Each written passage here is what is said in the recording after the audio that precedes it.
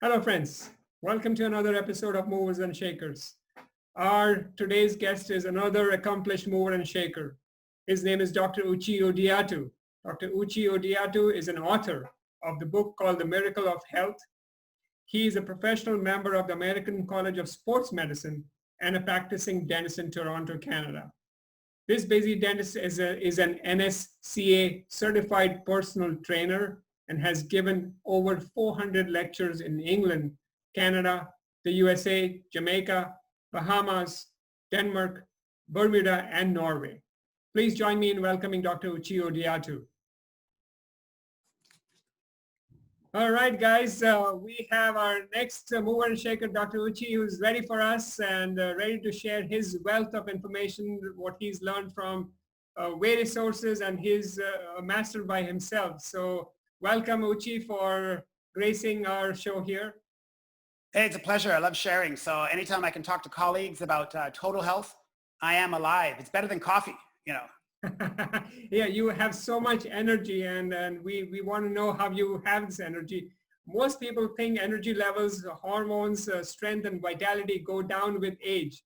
Why do you think this isn't true?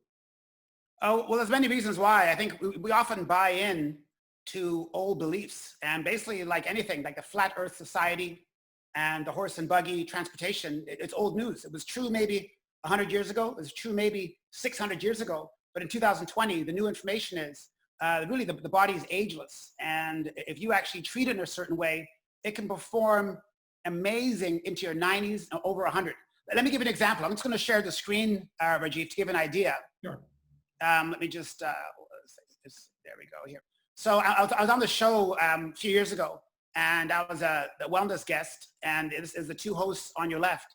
And the guy said to me, he goes, Uche, every time you're on the show, it kind of annoys me. I go, why? He goes, well, because he goes, I'm 26. He goes, you're 52. And I said, we look the same age. I said, not really. I said, I look younger than you. Okay. But well, that being said, he wanted to know, Uche, what do you do? Like, what do you eat? Like, what do you move? What do you drink that gives you this effortless energy? And I said, well, it's many things. It's like a recipe. And he goes, what's the number one thing I could do? And I said, there's no number one thing. It's an amalgamation. It's a philosophy. It's a mindset. And he said, no, Uche, what is it? Is it your diet? And I said, maybe. He goes, give me your diet. And I said, no, I'm not going to give you my diet. He goes, I'll follow you to the end of the earth until you give me my diet. And I said, I could, but what I want you to do is, I said, I'm going to be on this show for 5 minutes every month for the next 6 months, a total of 30 minutes. I'm not going to give you anything other than my enthusiasm. Let me show you. I never talked to him after hours. I never trained him. I never gave him my diet. He didn't buy my book. But let me show you how he looks 6 months later. Wow. There he is. Wow. To give an idea of what can happen if you literally start feeding your body a certain way, start moving it a certain way, start breathing a certain way, start sleeping a certain way. What my big fan is to tell dentists that anytime you live the lifestyle, it becomes easy to talk treatment planning with patients because you ooze health. Like you become the living embodiment of total integrative, holistic movement. And there's all science behind it. There's mitochondrial aging, there's intermittent fasting that you can do. But just to give you an idea, the annoying thing is though, Greg looked this way in 6 months. He didn't even buy my book, for crying out loud. So I wrote a book about 10 years ago. I'm collaborating with a big organization. Another book's going to come out in the next 12 months. But this is me. This is who I am. This is who I am chairside. It's part of every nutritional chairside conversation. Wow, that's real neat. So what is your nutrition secret? Do you have any specific pointers for our viewers to apply to their lives and their patients' lives? Sure. Let me give you an idea. And I said, mainly, I use food in a transformative manner. I think many people eat for pleasure, or especially during that whole COVID crisis, people were eating emotional eating and comfort foods, and they're eating bulk chips and cookies and pizza at certain times of the night. And literally, people don't realize you are what you eat. When you think about it, eating, which is literally taking the environment, taking the world, taking plants and organisms and animals if you eat meat, and basically you take the world in, digest it, absorb it, and it becomes who you are. And I think many people actually think of food as comfort and changing my mood. I'm looking at it as functional. I think of the 3 Fs, food for function. What's this meal? How is this next meal going to serve me? And you look at the science behind it, and I look at how people eat, and I can literally see why some people are tired or a sore doesn't heal, or they still have a physical condition that hasn't healed in 10 years. Even the American Heart Association said that the best prevention is changing the way you eat. And I think food is the number one inflammatory thing in our lives. Now we think about politics and we think about the environment, but basically what we eat, and we eat 21 times a week, over 1,000 times a year. That's 1,000 touch points of either inflaming your body or dousing the fire. So it's much more than giving a list of foods that are good for you and foods that are bad for you. Literally, science has shown, your Journal of American College of Cardiology has shown that every food we eat either inflames us or douses inflammation.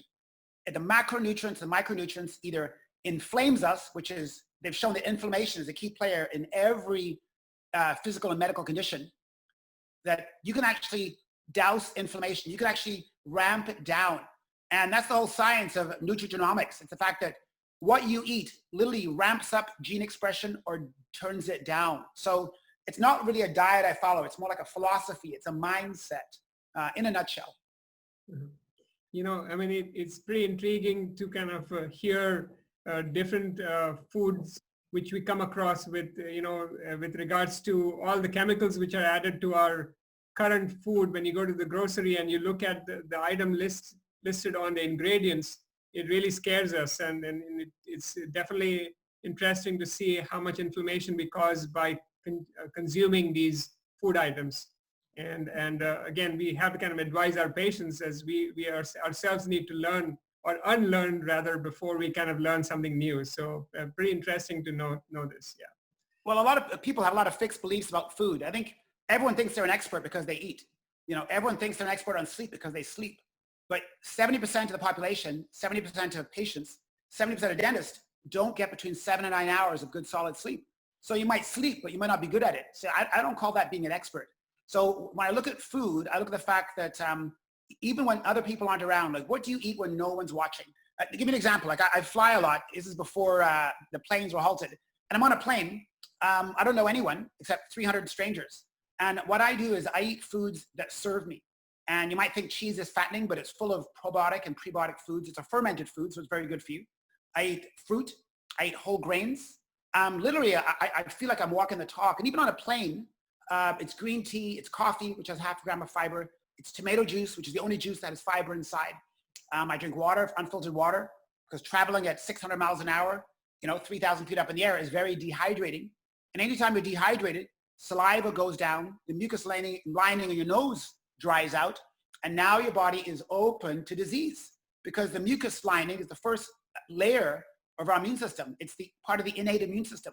And this is where the antibodies lie, that when they get exposed to a virus or any kind of pathogen, they engulf it, and then your natural killer cells take it away. So if you have a dry nose, dry eyes, dry mouth because you're dehydrated from lack of water or drinking too much alcohol on your flight, your body's going to be not an impenetrable fortress against disease. So there's books that I always share with patients. I love, I have my iPhone beside me. I'll call it, of course, now in a nice sterile wrapper for me, okay, a chair side. But I'll often, I have about 10 or 20 books on various parts of living healthy.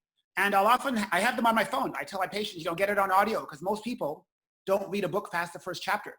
So I said, get it on audio. And when a subject comes up, chair side, you pop it up, you show your patient. And when they see that at age 30, 50, 60, that you're still fascinated by knowledge and you're curious, not only do they think they're in the right office, they love getting if a dentist or hygienist tells them, this book is a powerful book on food, this is a powerful book on microbes, this is a powerful book on inflammation, guess what? They take it down. And I think what happens is, you start showing them pictures, you start walking your talk, you start looking at these things. And I write articles now. I wrote some articles with a hygienist. That's actually the hygienist's Instagram number. She has about 1,000 followers. And what happens is I find dentists can set the tone in the office, but hygienists, because they have an hour with each patient, actually keep on the conversation. So there's a book, an article I wrote, it's called Gut Healthy Chairside Conversations. It's 5 pages, 17 references. And I wrote it with a hygienist because they're the center of the wellness preventative aspect of most dental offices.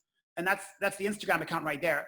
They can take that down and follow. So that's who I am. So it's literally sharing from the heart and getting patients excited, and you reignite the whole team. I really feel like enthusiasm is like the sizzle in a steak and allows people to get excited about what enlivens you. And they basically want to have what you got. They want to do the whitening that you have. They want to have a good posture. They want energy like you at 5 p.m. like they had at 9 a.m. Okay, Rajiv? Right. Oh, that's real neat. I mean, you are such a powerhouse of information and just a powerhouse of energy. And, I wish everybody could bottle that energy and drink it in the morning like a shake. And, everybody's curious, of course, to learn what is your driving force that compels you to share this with your colleagues. I mean, there has to be some motivation and everybody has a why. So we are curious to know what your why is. Yeah, I have many whys. One is just debunking myths. There's so many myths about nutrition. I think a lot of dentists in general don't realize how much we're a big part of getting patients healthy. I think many of us as oral physicians, we look at fixing teeth, we look at preserving teeth, we look at restoring arches. But when you look at really what teeth and the mouth does, before language, before weapons, all we had was our mouth to defend ourselves. So it's a very primitive thing to protect your mouth and protect your teeth. And that's why anytime we do a procedure, the first things people ask is not, when can I leave or when can I have sex? They ask, when can I eat? Eat is the driving force. When can I eat, doctor? So I realized that food is what makes us who we are. When you talk about you are what you eat, everything we eat. So people who have 28 teeth fully restored, people who have good saliva, good temporomandibular joint function, good occlusion, people who aren't missing any teeth, they can actually chew food, digest it, and absorb it better than someone who's missing teeth. Think about it. If you had one person here that had 18 teeth and a dry mouth, and you have another person here with 28 teeth and lots of saliva, even though they might be eating the exact same meal, the person who has a fully restored arch, good temporomandibular joint function, good saliva, will absorb nutrients, and they will get more nutrients, the phytonutrients, the carotenoids, the phytonutrients, the enzymes out of that meal. That's why a lot of physicians, general medical doctors will say, oh, it looks like you have a balanced diet. Well, they don't look at the fact that the person only has 18 teeth. They don't look at the fact that the person has a dry mouth. They don't look at the fact that the person has an arthritic jaw. So even though they might be consuming the same food, they're not absorbing the same food. So it's not you are what you eat, you are what you absorb. And this is powerful. This is the mouth-body connection. I think dentists often talk about P. gingivalis and Alzheimer's. I'm talking about a fully restored mouth, good saliva flow, and good temporomandibular joint dysfunction, good function. The other thing that gets me going, let me just go here only because I want to make sure that I make this point.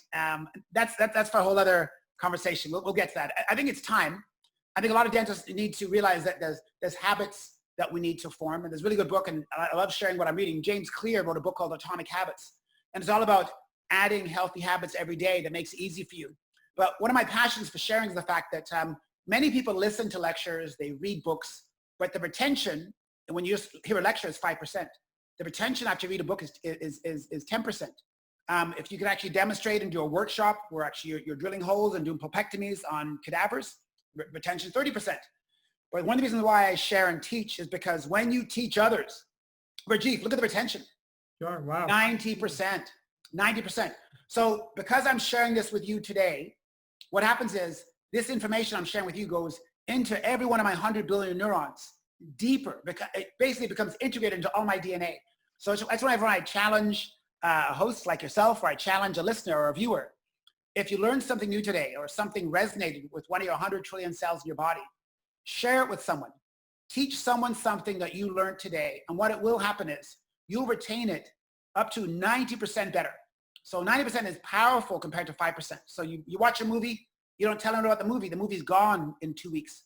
But you share something or share a story or a joke or a fact, now it becomes yours forever. And now doctore is a Latin word for teacher. And now we're all fulfilling our mission, I feel, on the planet. Yeah, that's just interesting, reinforcing everything we know and learn. And I think putting it into action, like you mentioned, putting things into action is always key. Everything sounds very good to listen to until you put it into action. It's just out there. So, this definitely helps our viewers to understand a pathway, or at least a beginning. And I'm sure we'll have more things to cover in future episodes where we can talk about your recipes for exercise how we can make it better for improving our mental core and our physical core together for ourselves and our patients. So this was really eye-opening in terms of learning a whole bunch of new things, and I'm sure our viewers will be interested in listening to more of you. And of course, we'll hope that they can comment and put questions in the links which we're going to share with them, including your Instagram account and your YouTube presentations, which you have made very kindly to share with the rest of our viewers. So once again, Uche, really thank you for taking your time, and really appreciate you doing this with us.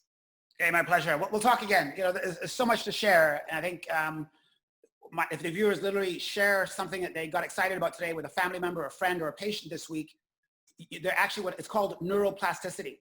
The brain actually makes new neural networks literally every time we teach. That's the beauty of sharing. It's the beauty of being a dentist. You know, it's powerful. Thank you. Yeah, no. And again, like we always think about this as the whole versus forgetting the whole. And that's a big change. It's a big jump from what we used to do. So hopefully when we get to our practices, we'll practice what we preach. So thanks again, and appreciate you doing this for us.